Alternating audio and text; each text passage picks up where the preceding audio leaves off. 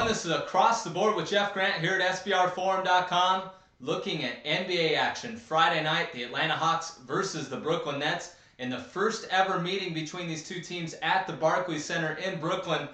The Nets opened up as 5.5-point home favorites. That number has moved to 6 to 6.5 in the market, while the total is ranging between 191 and 192 after opening up at 191.5. This is one of the more interesting games to handicap on the entire Friday night board due to the fact that these two teams faced each other their last time out. That ended up being a Hawks 109-95 victory as 3-point home favorites, and they climbed over the posted total of 187.5, hence the bump up in the total to 191-192 in the betting market.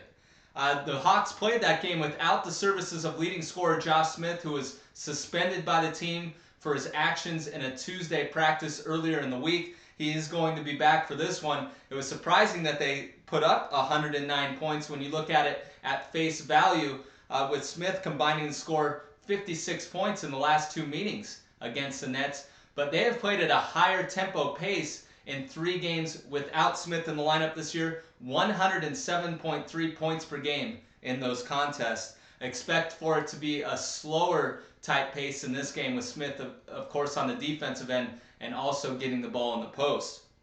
They also shot a season-high 57.7% in that game. That game did take place at Phillips Arena. This team is much better offensively at home than on the road.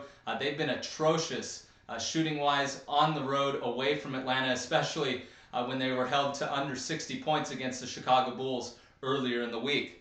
When you look at the Brooklyn Nets, they're 9-2 in their 11 games under interim head coach PJ Carlesimo. They've really done that on the offensive end, averaging 102.2 points per game over that span. That is nearly 8 points higher than the 94.5 points this team averaged in their first 28 games under the direction of the fired coach Avery Johnson.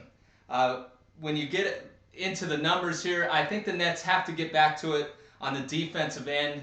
They've only allowed opponents to score 100 or more points in 3 consecutive games once this year. So I think they're going to have one of their better defensive efforts of the entire 2012-13 campaign in this one. They are 19-5 when holding opponents under the century mark in scoring.